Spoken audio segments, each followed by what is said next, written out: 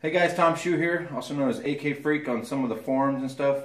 Today I want to talk about this bow time machine. It's almost turkey season here in Missouri and I need to go through my gear. I don't like to go to the archery shop and have my gear worked on. I like to work on my own stuff. I got a new bow this year, some of you guys already know. It's the new Hoyt Defaint Turbo. It's a great bow. Unfortunately, I shouldn't say unfortunately, the difference of this bow and some of the previous bows that I've owned is that I can't press it with this bow press in this configuration.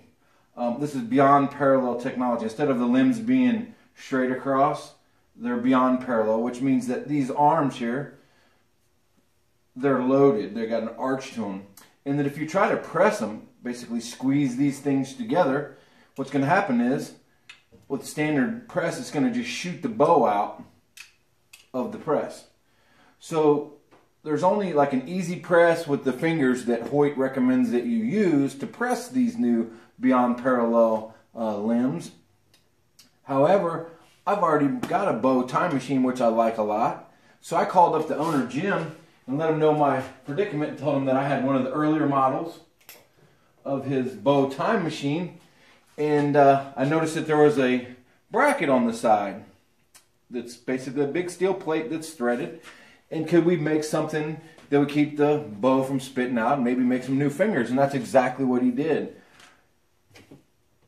Based on a phone call only and a little correspondence, he came up with this bracket. Basically bolts onto the time machine like this. And it has a cross brace. This goes against your riser. And he also even supplies the hardware for it. Okay.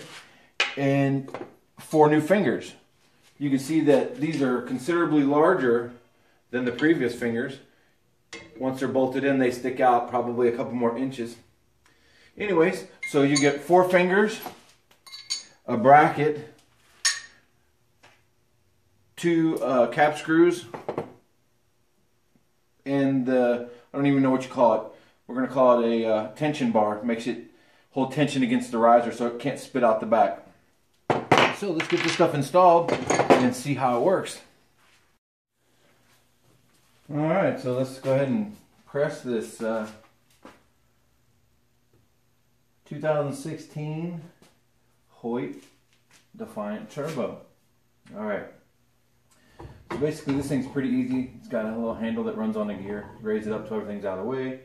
Basically you're going to set up like this. The fingers, they're about 2 1/16 of an inch apart. The outside one basically runs parallel to the bracket. Okay, and then I measured in about 2 1/16 of the outside of the finger. Okay, and you'll notice that these fingers, they can kind of, you know, slide back and forth, and I leave this side just enough tension on it to where I can move it to get it parallel the way I want. So I'm going to raise this up and I'm going to set this down in there where the limbs, the split limbs, fit right in the pocket. I'm looking at the bottom cam right now, and then I'll raise this, lower this down to where this outside finger is resting on this limb. Alright? If you've got your limb stops installed, be careful that you're not touching them. There's a limb stop on the cam itself, and make sure that your fingers are resting on the limbs. Alright, so I've got my fingers the way I want them. Okay, and basically I'm going to look back at my bow, make sure I'm not twisted this way or that way, make sure I'm up and down. So just kind of step back and get an overall look at everything. You can use this bracket kind of as a parallel line for your bow, and you can see if you're straight or not real easy. It'll look, you can tell in 2 seconds if it's crooked or not.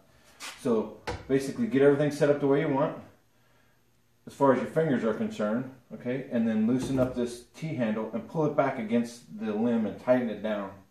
Okay, and basically this is going to keep it's going to rest against your riser. It has been plastic dipped, so it's not going to hurt your riser or your finish. Okay, make sure everything's straight again, and then you're going to go ahead and press it in. With the time machine, you have to use this little block. It goes against the tooth of the gear to hold it. So if you just hold that in and give it a couple clicks, you can see when you start to get loose.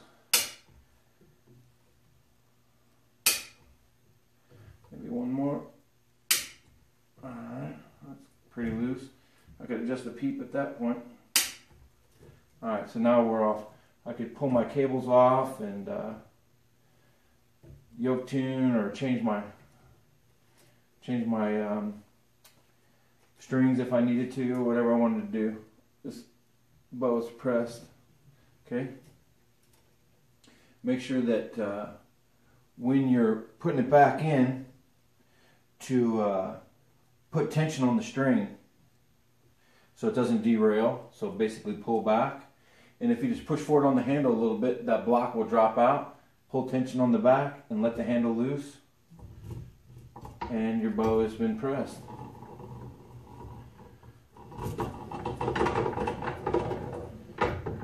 Bow tie machine.